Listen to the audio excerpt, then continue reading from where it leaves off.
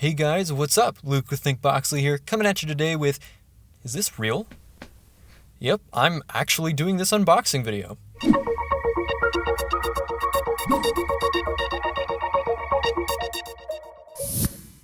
So here it is, the future has arrived and its name is the Oculus Rift. Following one of the weirdest product launches in tech history, Oculus is finally getting Rifts shipped out to pre-orderers, though at this point, if you haven't placed an order yet, you're still looking at a backlog extending all the way into August of this year, so unfortunately it's not very easy to get your hands on one of these guys yet. But of course I'm going to give all of my thoughts and impressions, all that good stuff, so that you can better decide if this is a VR headset for you, and if that wait will be worth it. As you can see on the front cover of the box, you will have something to work on in the meantime, and that is getting your PC VR ready. The system requirements list Windows 7 Service Pack 1 or higher, an NVIDIA GeForce GTX 970 or AMD R9 290, an Intel Core i5 4590, HDMI 1.3 output, kind of odd that they listed that here instead of with a GPU, 3 USB 3.0 ports, 1 USB 2.0 port, and 8 gigabytes of RAM or more. So still pretty steep requirements at this point in time, and definitely something you'll want to be prepared for before diving in. And to give you an idea of just what you'll be diving into, we can take a look at the back of the box, showcasing some of the experiences available on the Rift. Looks like we've got some Eve Valkyrie, Lucky's Tale, and Farlands. For a limited time, all three of these games actually come with the Rift, Eve Valkyrie being a limited time deal, while the other two are free forever. Pretty much something for every level of experience here, sort of got the mild, moderate, intense thing going on, so not a bad lineup at all for getting you started in virtual reality. But enough talking about the Rift. What you want to see is what's actually in this rather ginormous box here. As I get the sleeve off, you'll see that the box itself is very clean and minimalistic in design, very heavy duty too, weighing in at just around 13 pounds with all the contents. So this isn't the kind of box you're going to want to throw away. This is actually a really high quality storage and carrying case in itself, so you'll definitely want to hang on to it. So as we lift up this magnetic flap here, you'll see that pretty much everything is visible right from the get-go, with only a few exceptions. Over here on the right we have our tracking station. This is a removable unit with a standard tripod mount, by the way, so you won't have to use the included stand if you don't want to. And this will give you about a 100 degree by 70 degree cone to track your Rift. Connects using an approximately 2.5 meter USB 3.0 cable and will provide tracking for up to around 4 meters. So pretty decent coverage with only a single camera, although of course once Oculus Touch releases you will want to have two of these running in tandem to track a full 360 degree space for room scale experiences. But more on that when the time comes, probably sometime next year. So what's rather sneaky about this section of the box is that underneath the tracking station, we actually have a secret little compartment, which is where all of your accessories and other miscellaneous bits reside. Most prominently, of course, we have our Xbox One controller and wireless USB dongle up here.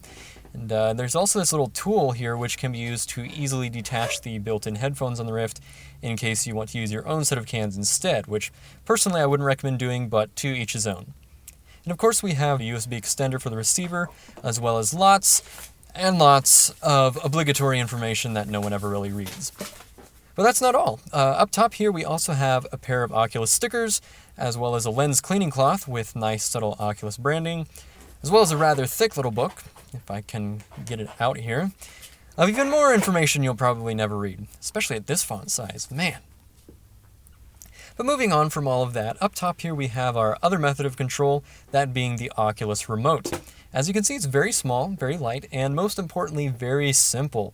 So this is something that you can put in anybody's hand, whether they're a gamer or not, and they will immediately be comfortable with it. And it brings the Oculus Rift up to parity with Samsung Gear VR, allowing you to experience Gear VR content ported directly to its desktop counterpart, that being, of course, the Oculus Rift.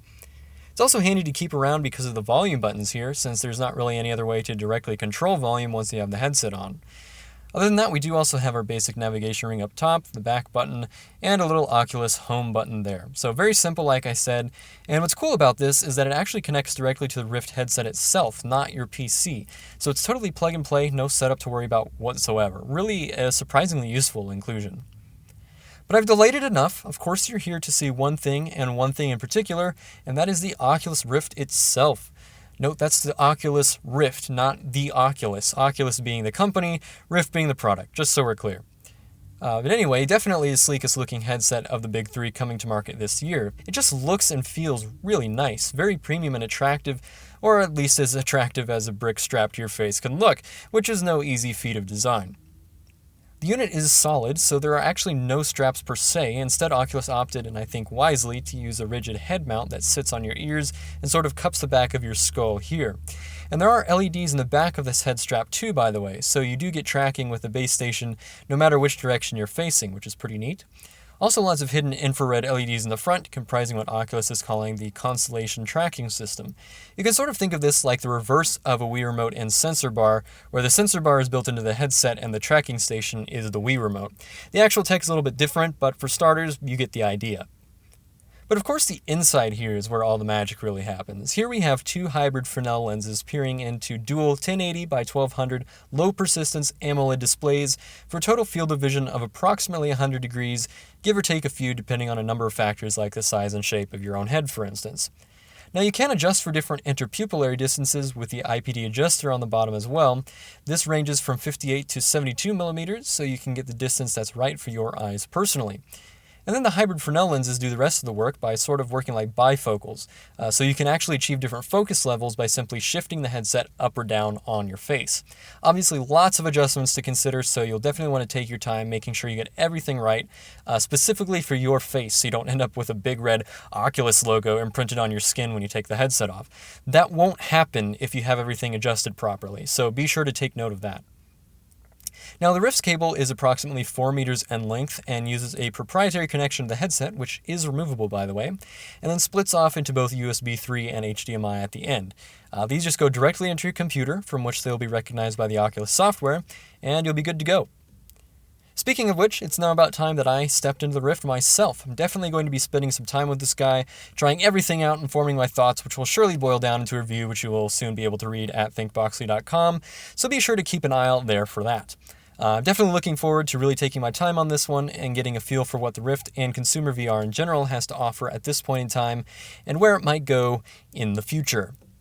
Of course, one of the most difficult things about VR is that there's no good way to demonstrate it vicariously. So in the meantime, if you do have any questions about the Rift and my experiences with it, feel free to leave those in the comments below and I will do my best to address each and every one of them. Anyway, that about does it for this unboxing. As always, thanks for watching. Be sure to like and subscribe if you did indeed like this video, and I'll see you next time.